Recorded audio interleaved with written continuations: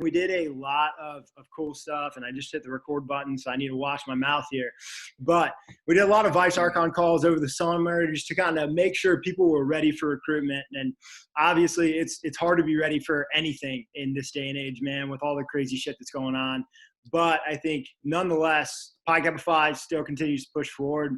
We've seen a lot of great things happen. I mean, I know we just talked a little bit about OU, but we've got a lot of chapters that have been recruiting well and that have really been busting their tail, man. And I think we all have a lot to learn from one another. And you guys, as Vice Archons or recruitment chairmen across the country, obviously are in control of this recruitment process and in control of making sure that our organization survives and thrives throughout these times that we find ourselves phasing in our country. And so just really want to tell you guys how much I appreciate you being a part of this call, whether you're here because I shot you a text, you're here because you want to learn a little bit more about some recruitment things that you can do this year. It just means a lot to me that you guys are on this call and that you're dedicated as I am to making sure our organization grows, not just with your chapter, but nationally, because we've got Vice Archons from West Coast to the Northeast and everywhere in between right now on this call. So regardless of what time zone you're in, I appreciate your time. But what we're going to do is I've got some Vice Archons in here that have obviously already finished their recruitment process and things like that, but some guys from different chapters that I've reached out to ahead of time that have really done some really unique things in these challenging times to kind of set themselves apart from everybody else on campus, right? So I don't know if you guys, those 4 or 5 of you that we talked on Friday, if you want to just quickly say what's up, introduce yourself, and then we can kind of start Q&A and start talking a little bit about recruitment. All right, well, I can start. I'm Gina Lunsford, and this is Victor Long. We're from the Kappa Iota chapter at the University of Idaho. We started off with 4 guys, and within the past 3 weeks, we flipped that to 10. So definitely working on that snap game.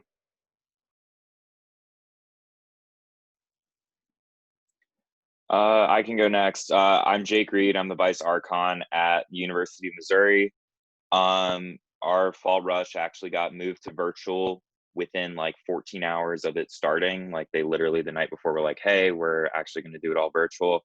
We ended up coming in top 3 in IFC with 38 new members, all got through formal. So we're rocking and rolling right now.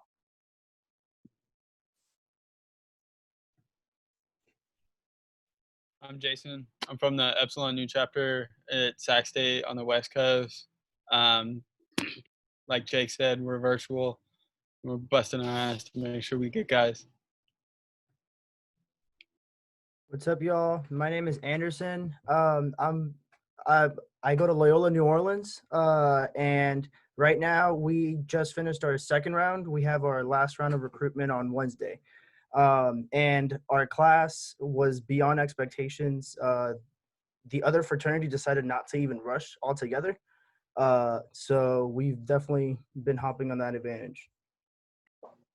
My name is Den Mousse. I'm from Iota chapter, Georgia Tech. We just finished up recruitment about a month ago. We finished top 3 at Georgia Tech in terms of all IFC chapters. So better than we expected, but we're just trying to keep it up and make this a regular thing for every fall. What's up, guys? I'm Justin. I'm from UConn. We're actually starting recruitment tonight, and we're going till October 7th, so a little bit later in the timeline. But we've got about 60 guys in our chapter, and we've been just doing online campaigns so far. And we dropped a rush video last night. It's been getting good feedback, so hopefully it all goes well. Well, I think we're talking a lot of virtual action already, right? And talking about how we've either flipped to virtual within 14 hours at Mizzou or Sac State. You've probably known since spring that you're going to be all virtual. But I think either way, it hits just as hard, and it's a little bit different than what we've ever been used to. So for you guys that are either in the midst of your rush process right now, or for you guys that have just finished your recruitment process and are looking to do some more recruitment throughout this semester going into next, or taking a second class, which I know a lot of chapters are doing this year. I want to get some some of those things that you guys are concerned with, or some of the challenges that you've seen thus far that you just can't seem to get over.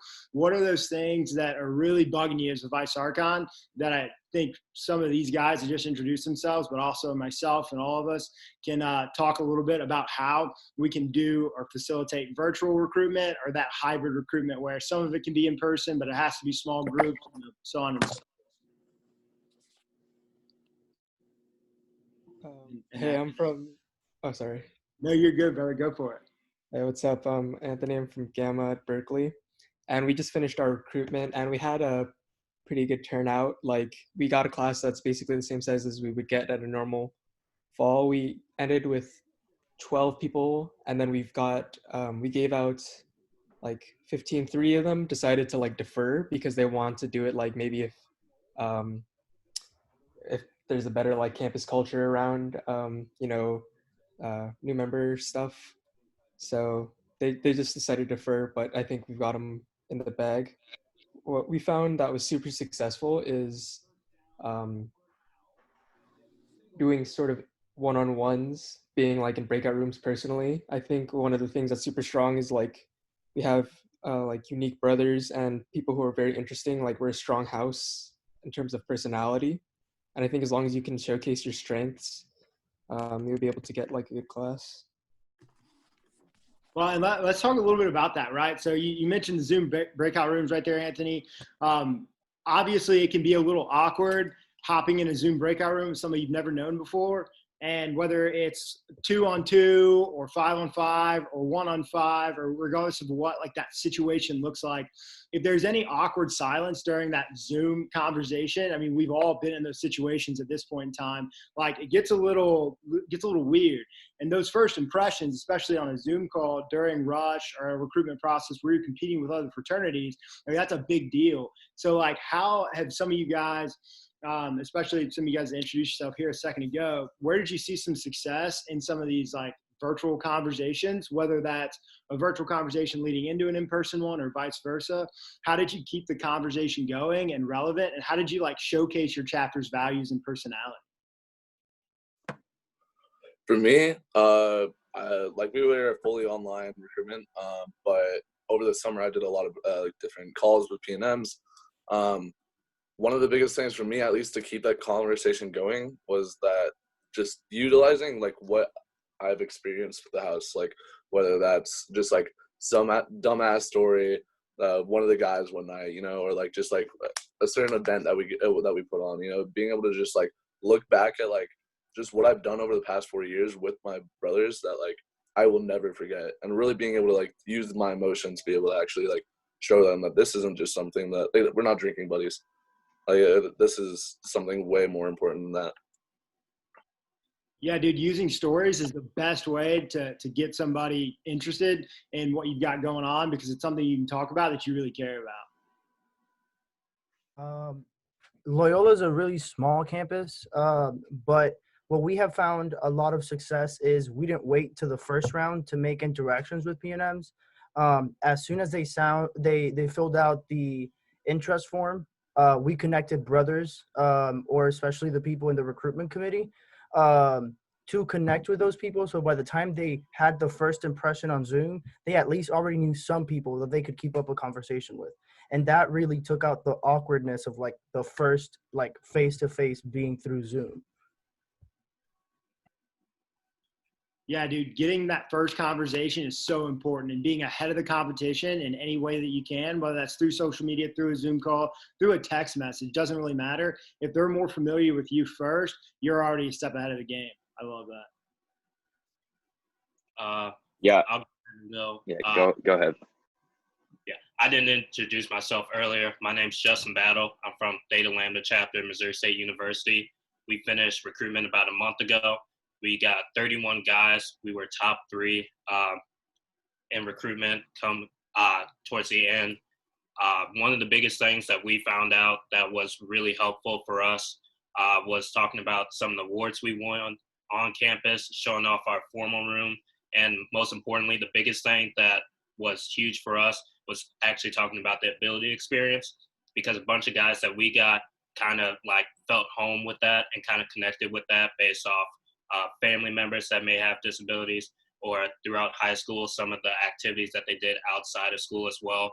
So we actually we got 15 guys before recruitment even started, just because we showed guys formal room and talked about ability experience before school year even started. So that was just something that was big for us. Dude, the ability experience, you're not using it, man. It's one hell of a recruitment tool because it's obviously a national nonprofit that we exclusively support. And so that in and of itself is such a recruitment tool, man. Good word. Yeah. Well, oh, my bad. Oh, yeah, you're good. I was gonna say, like, going off of what Battle said, like, ability experience was a great tool for us, but this is more of like an actual like clinical procedure thing during recruitment. Is we never started off doing one-on-one conversations with guys, like especially on Zoom. That can be extremely awkward and extremely painful at first. So what we did is we kind of like did a narrowing down system where we started off, the way we do it at Mizzou is we have like an expo day where we just like give a quick pitch and they like rotate through.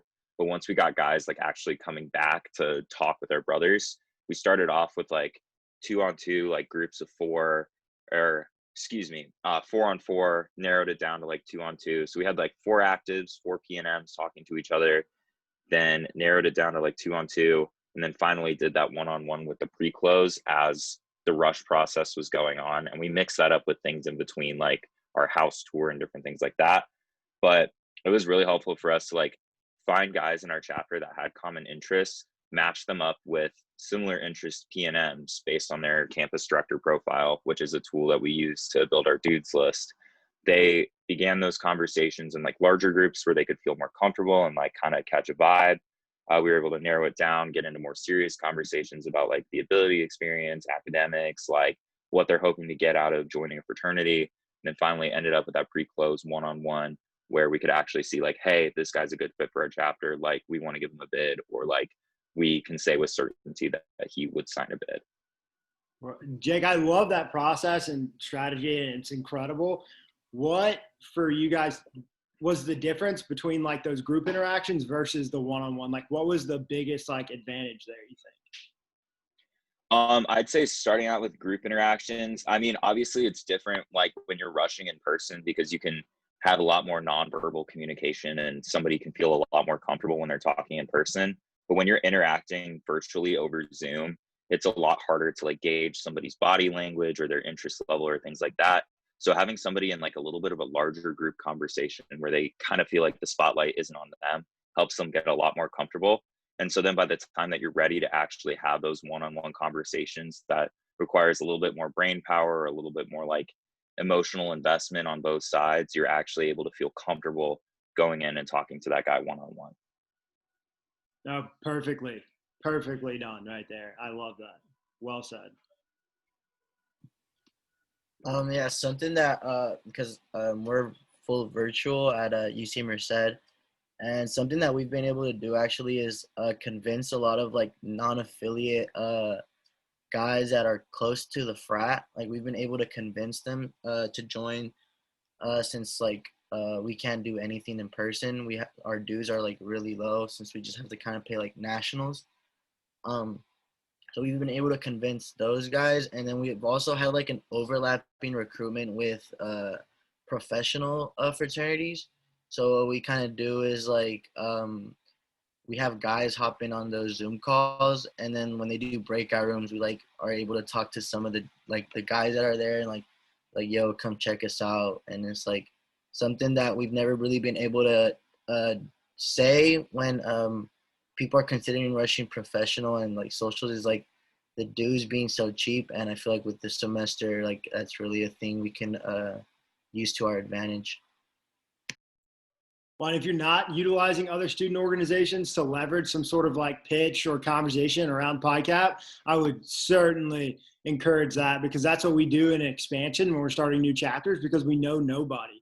And if you can walk into another student organization, introduce yourself, and show people that you're just good guys, it goes such a long way. Good stuff. Good stuff. Yeah, hey, my name is Matt. I'm from Beta Alpha chapter at NJIT. And so what we've been doing mainly is like, I've like had these Meet the Brother events on Zoom. So they get to like meet a ton of us, and we just talk like, you know, this little spiels about ourselves and like why we joined PICAP and like great memories from it. So like gets them engaged. show us like how much of like a family we really are. So that's like a big thing that attracts them. Then also like because we're fully virtual our process this semester. And I don't know, I know some of you I guess are done, but like we still have like another week or like week and a half of rush left. Like it's pretty long. So we've also been doing what I've been doing is it's all virtual, but still people are on campus. So I've been like meeting up with like kids like outside, you know, because like we're allowed to like, you know, social distance and still meet with people. So I've just been meeting all these kids like in person and stuff and like bringing different brothers with me every time to like meet these guys in person. So we have actual like physical interactions and stuff. And like these guys love it. And right now, like PICAP's pretty much the only frat here that's rushing well. Like all the other like top 4 or 5 guys, like they have like 0 recruits and stuff. And we we should have like over 10 hopefully this semester. And I'm aiming for like 20 next semester. But like it's a small school, so like our numbers aren't like, you know, like 40 and 60 as some schools, but like and it's pretty like these are pretty good numbers for us. Which is super encouraging to hear, man, especially being up in the Northeast, right? I mean, when it's pretty hot in that area overall. But I think like what you mentioned there is just taking advantage of an opportunity there, Matt. And Denon, I don't know if you want to speak a little bit on kind of like the energy you guys had in recruitment and stuff, but you guys obviously showcased your chapter as a top tier chapter on your campus, which isn't the easiest thing to do right now, especially in a very competitive environment in Georgia Tech. So talk to us a little bit about that.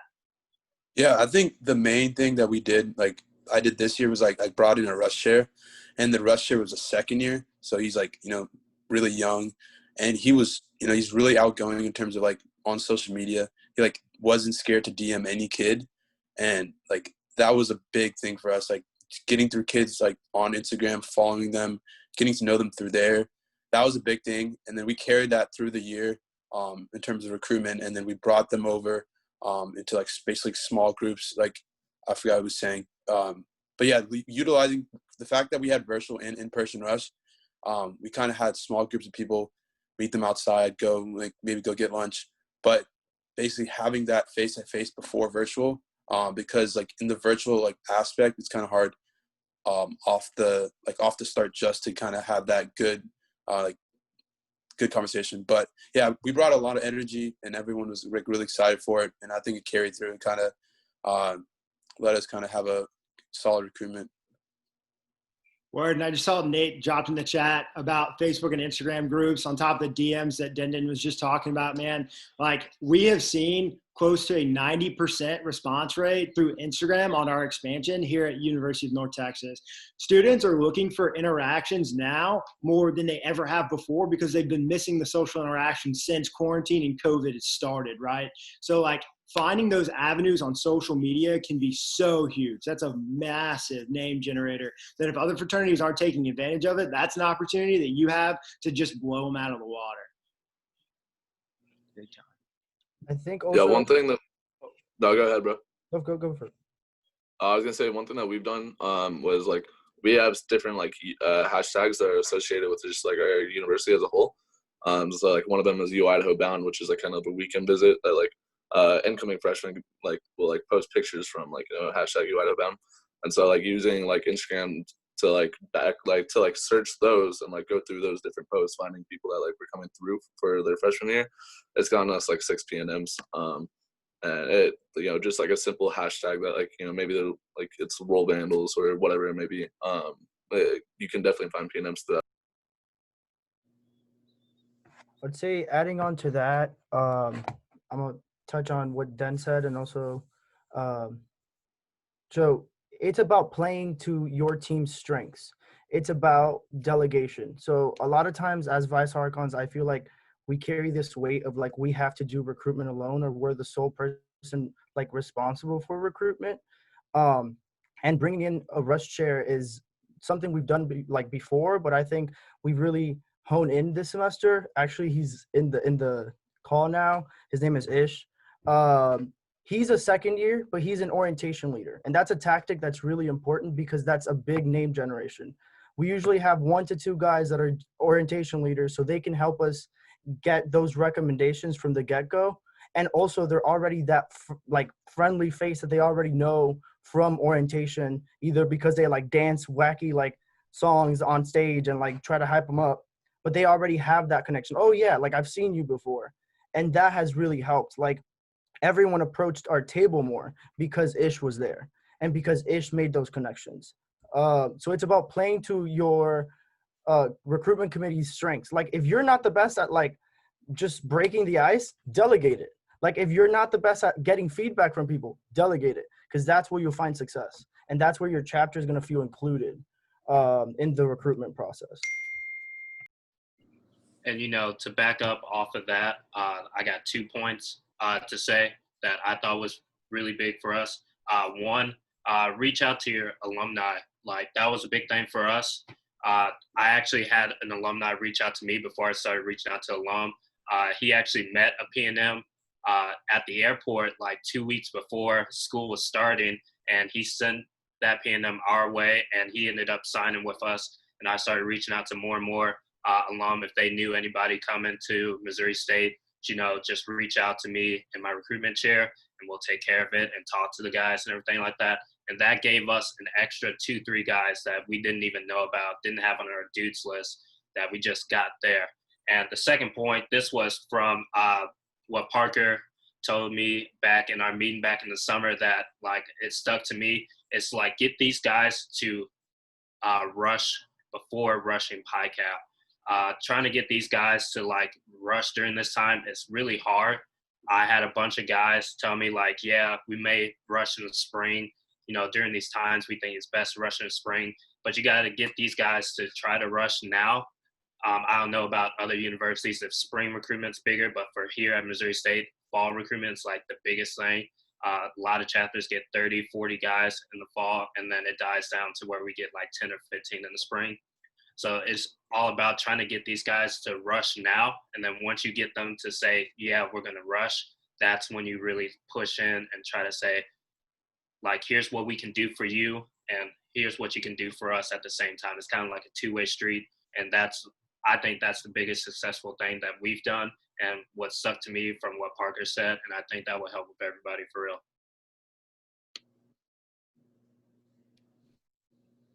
One thing that I want to like let other Vice Archons know is like it's not always on you, and I wanted to go back to more like the social media aspect of it. Is like if you get like however many it is, it's like a handful of guys from your chapter that are very like have a good social presence on social media, and just getting those 5 guys, setting aside like a half hour to 45 minutes and just like having that time set away to go reach out to guys on social media, every single avenue possibly, like just that half hour, 45 minutes will make you set. Because yeah, it's easy to say, oh, I can DM this person or I can DM that person, but like finding that time in your schedule, that can be hard. But if you set aside that time, right, to almost like do a job, like do some work, I think like at that point, you're not just shooting a DM or two, you're actively recruiting and generating names, right? And there's a big difference between those two things. I know, Jason, y'all mentioned you're all virtual. So having these virtual conversations is going to be something that y'all are going to do all year long, because California's already kind of gone out there and announced and said, we're going to be virtual all next semester too.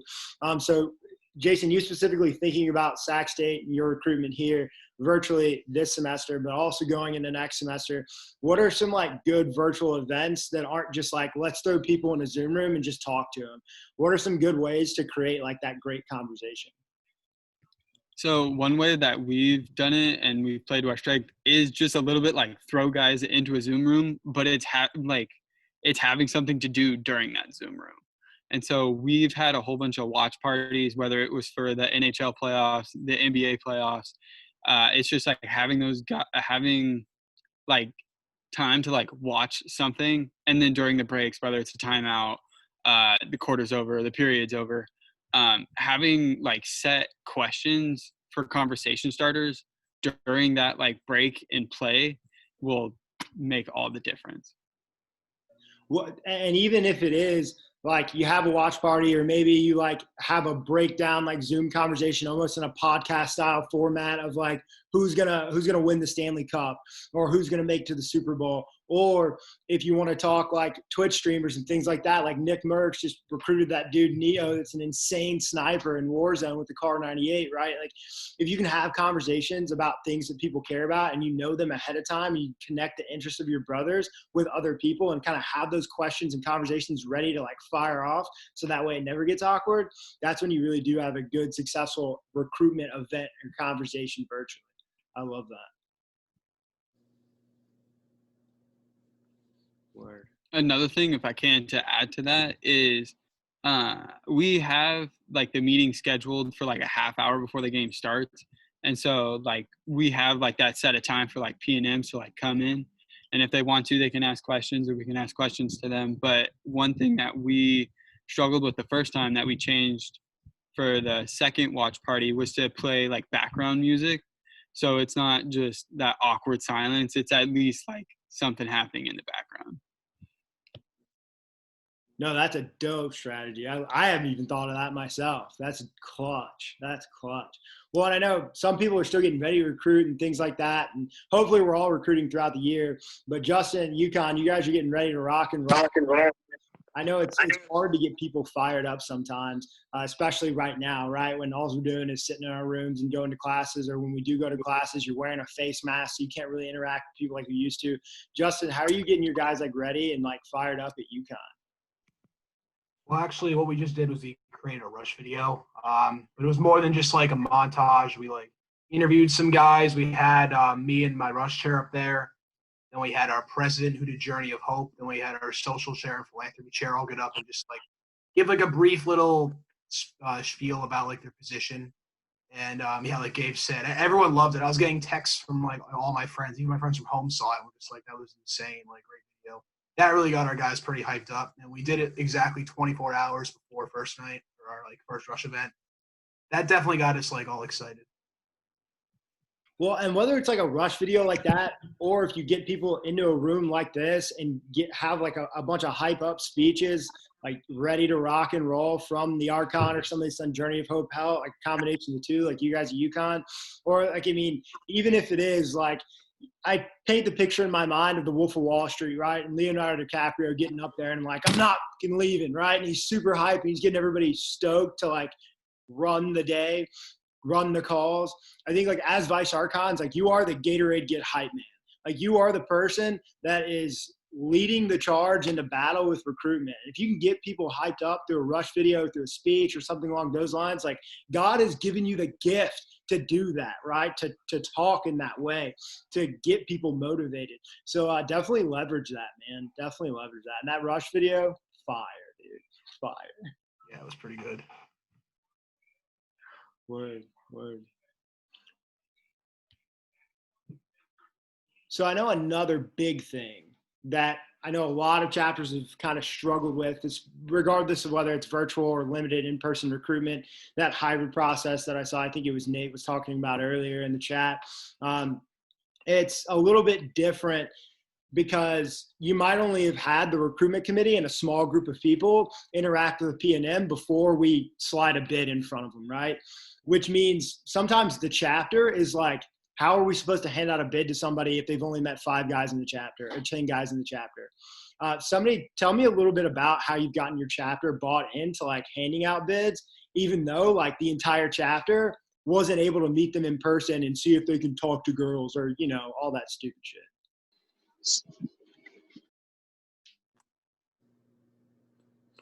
So I'm just going to speak to our experience. I am recruitment chair at Loyola with Anderson, and just our experience was a little different in the sense that we're a lot smaller, but it's not impossible for those larger chapters to make sure that you are constantly reminding your chapter and just making sure that they understand the importance of meeting these guys, not for the sense of like, I just, you know, I want to make sure this guy is good for our fraternity or whatever, you know, blah, blah, blah. Just making sure that, because if in the end, when everybody's not involved in this process and meeting these new P&Ms and getting their face out there and getting their initial reaction of these P&Ms, in the end, when it comes down to voting, they don't get to make that initial choice and that initial decision to say, actually, you know, I didn't want this guy. He's not very dedicated to our fraternity, to our chapter. Why is he in here? And those are very crucial points that they could have made going through the process before they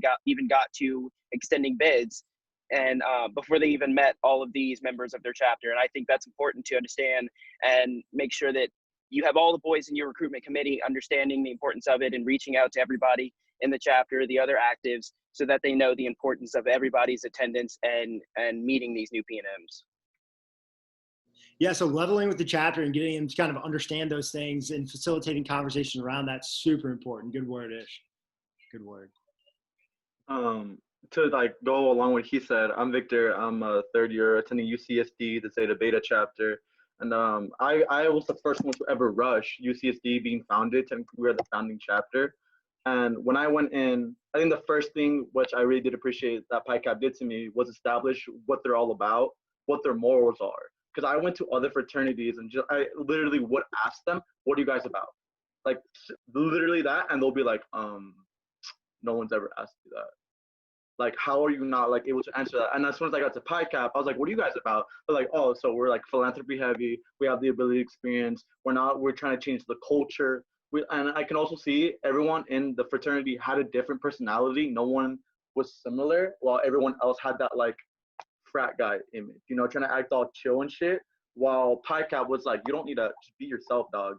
Be yourself, care about what we care about, have your morals straight. And if you look like you're a long dedicated, like you really do care about the fraternity, the ability experience, and yeah, you know, the partying, the girls, that comes along with it, but that's not what we're about though. You know, and that's what really got me interested into PICAP, rushing into it.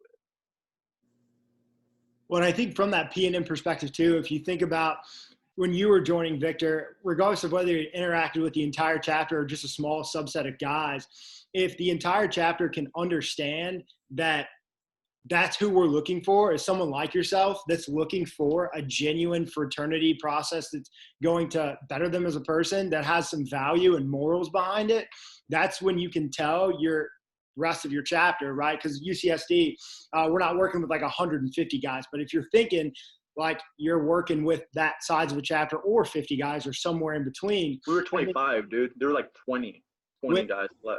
Yeah, totally. Yeah. Well, and I think with that taken in consideration, regardless of how many guys it is, like you should be able to, as a recruitment committee, as a Vice Archon, say, look, we're only looking for guys that are going to be a part of this experience and love it just as much as we do.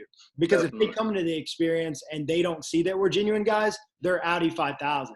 But yeah, like two of them didn't make it. Yeah, definitely.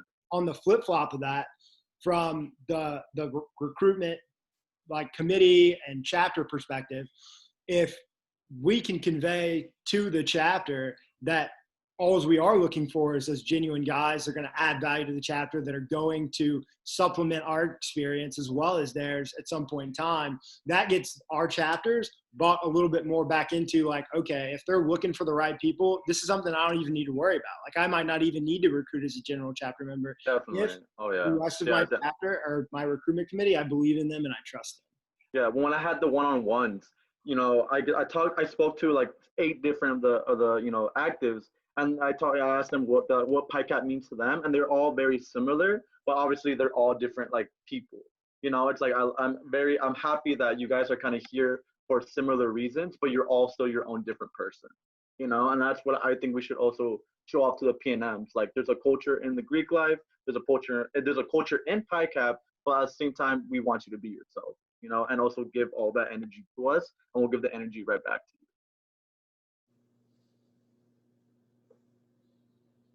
you. Didn't I see that mic unmuted? You got something to say? Yeah, I actually did.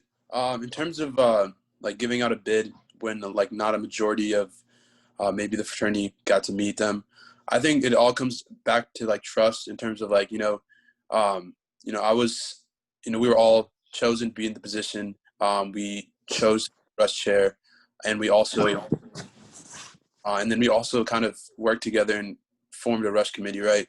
So I feel like if at the end of the day, maybe not everyone has an input in terms of like they got to meet them and they have the say in terms of if they feel comfortable enough of giving the bid, but as long as you like trust in your brothers that are in that position to make that choice, I feel like and I think that's kind of how we treated it. Obviously, we respected everyone's, opinions and like about whether a person deserved the bid, if he fit in here, if they felt like he could like make a lasting impact. But at the end of the day, it's all about trust and with like the circumstances at hand, like if there's anything to kind of maybe sacrifice, it's maybe not having that. Maybe in the past when you guys have like 75% of opinions, maybe you drop down to 55%. That 20% is it's a little big deal, but in terms of like the situation we're all at hand, I think it's like a worthy sacrifice, a compromise to like kind of trying to keep your numbers up and try to keep like people coming and interested in you every year. So I think that's what we did. It totally is. And I think that's the perfect approach, Dindin. I mean, great word, perfectly said. And I think you mentioned there, like continuing to keep people interested in this period of time that we're all in. It's kind of crazy to think about, like, not just recruiting people in an organization, but keeping them around. So I want to hear from some of you guys on like, how do you keep people interested?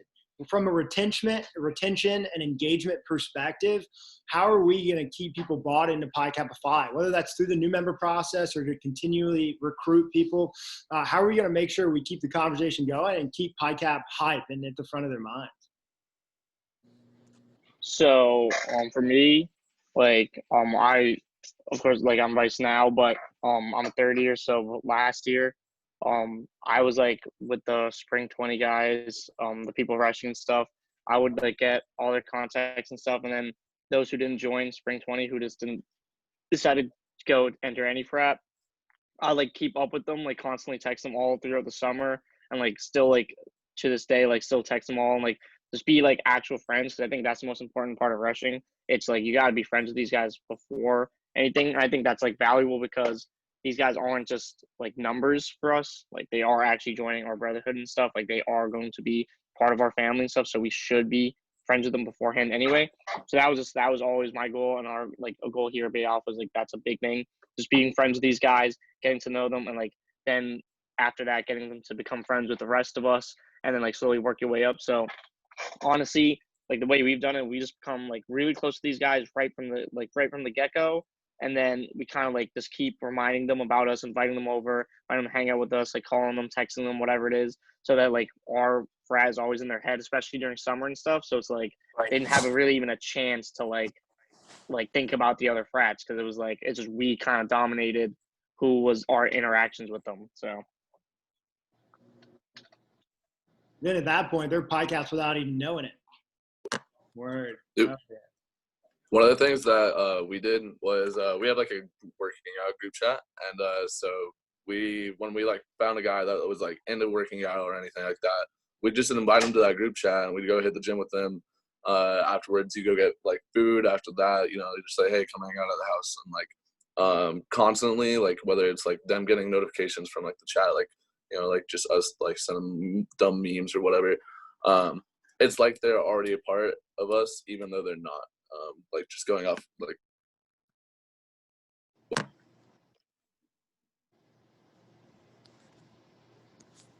No, I love that. I think the more genuine you can be and the more you're a friend before your fraternity, like that goes a long way. So how else can you guys think of, whether that is from an engagement perspective individually or collectively, like how, I mean, I keep going back to Jason, right? Y'all being fully virtual, or Justin. How are you going to continue the conversation moving forward, continuing to like keep our members in the chapter currently hype about Pi Cap, but looking forward into the future, knowing that things are hopefully going to get better, but not super, super better. How are we going to keep everybody like excited about Pi Cap?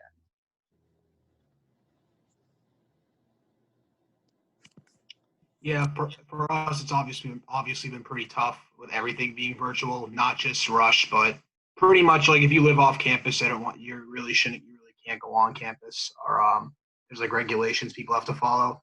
So we can't exactly be seeing each other very often, but we try to do like Zoom chapters and just try to have making chapter less of a to-do list and more of just like having fun, enjoying being with each other. Just try to get excited about some things that are coming up. Well, yeah, and looking forward into the future, right? Like, what is it we're doing now to like strategize and plan to make sure that we have the best chapter experience to provide to anybody at our campus? No, totally.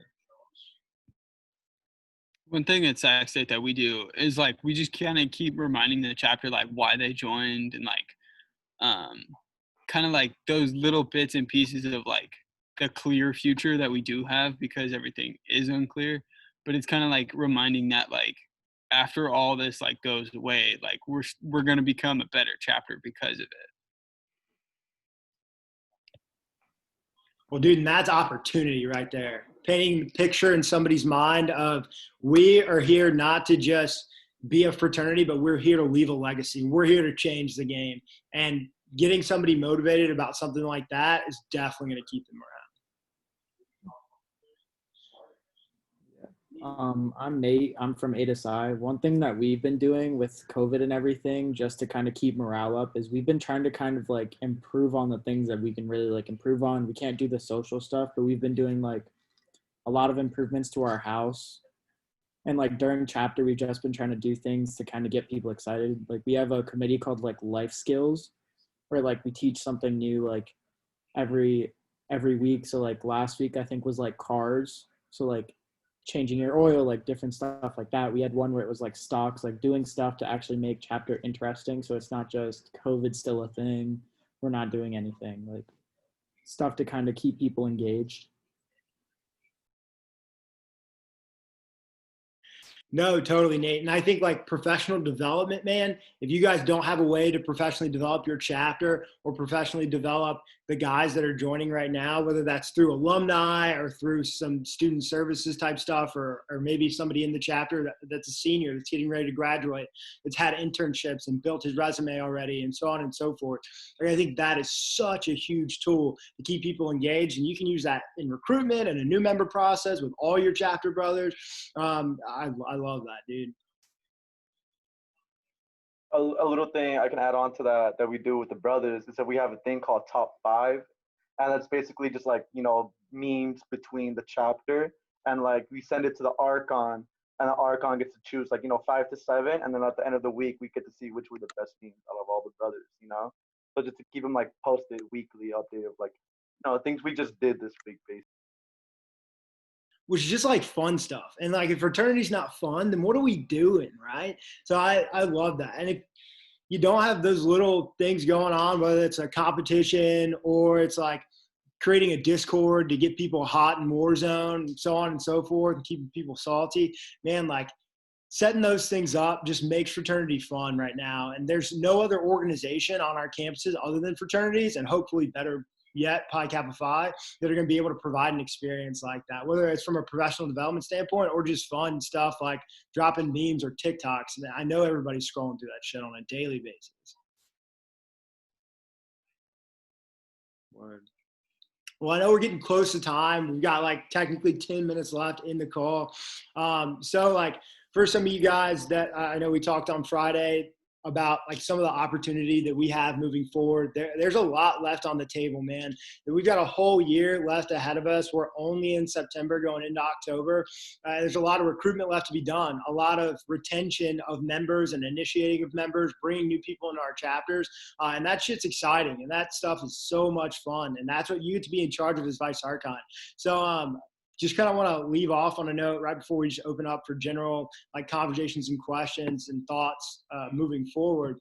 An opportunity for some of you guys to share about some of that opportunity you see moving forward into the future.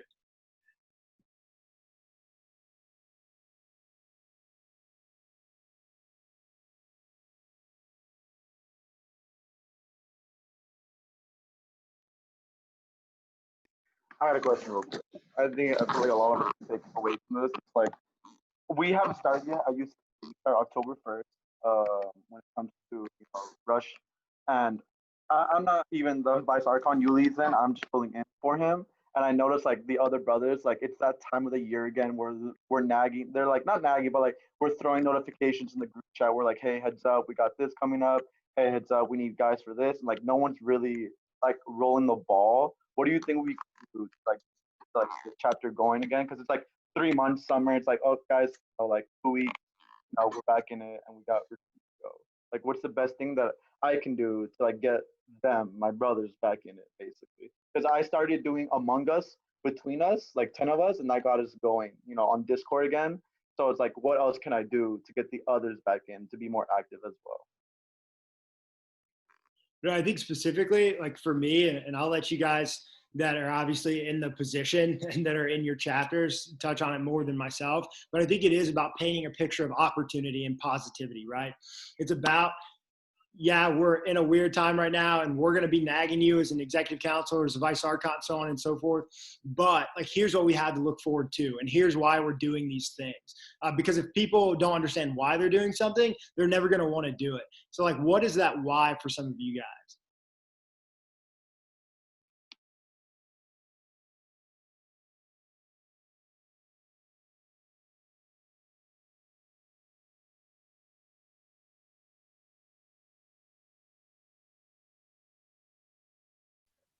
So at least for at UCF and everything, obviously like we have one of the biggest campuses.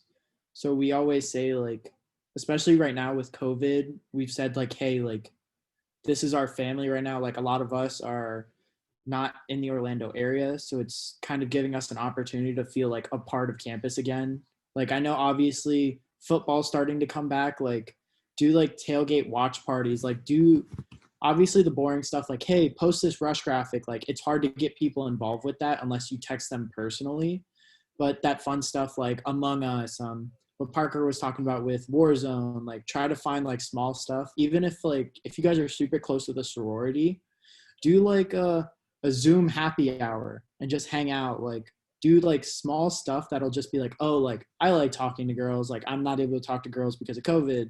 I'm going to go to this social so we could actually like have an interaction, like do things that'll get brothers and then have those brothers that are there, like be like, oh, like, hey, is the rest of your fam here? Like, oh, where's your little brother? Like, is he going to come? And that'll like, it'll pretty much be like a ripple effect in that aspect. Because that sense of belonging is still something that we don't get as much of an opportunity to be a part of as what we used to. But those small interactions, Nate, where you just get to be a part of the group again, and a part of the fraternity, and a part of a either pledge class, if it's like a pledge class Zoom happy hour, or a part of a social if you do connect with another organization, that gets people bought back in, because now it's all starting to come back to them, right? They're starting to remember what it's like to be a part of a brotherhood that transcends the individual interactions that we have, but makes you realize that you're a part of this bigger group that has so much more to offer, so much more of a purpose than that of an individual. Something I tried practicing pretty actively is listening. A lot of times brothers feel like they don't listen and that exec council just makes the decisions.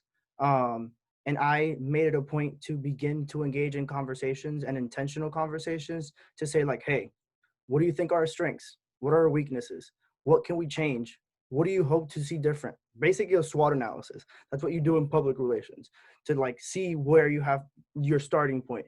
I think our brothers want us to listen to them. So like every time we've made a decision on our chapter or like events or how to even go through recruitment, it's been because the chapter has provided this information.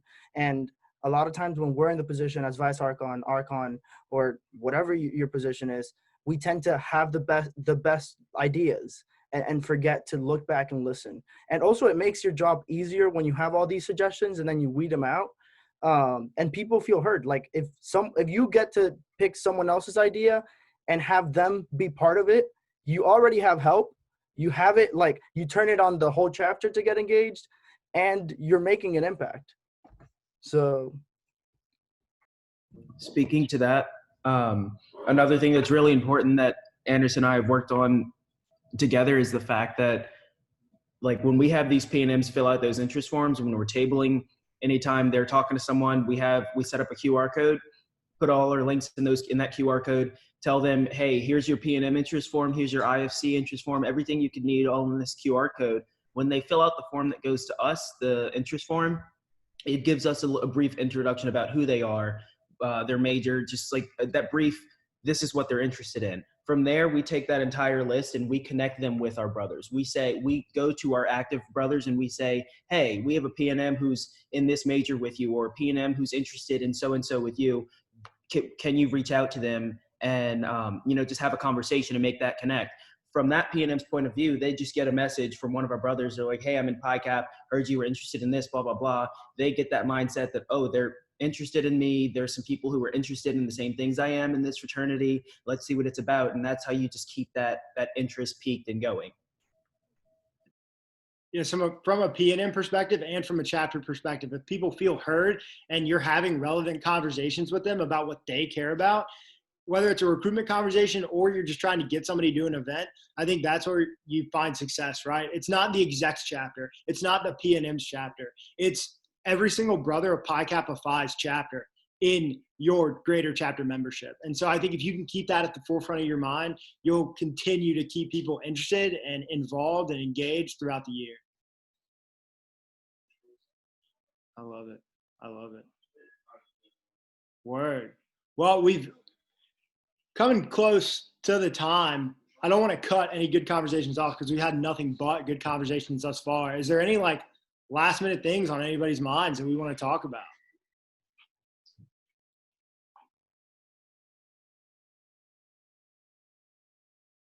If not, it's chill. Yeah, I just wanted to follow up real fast. I'm looking at the chat right now.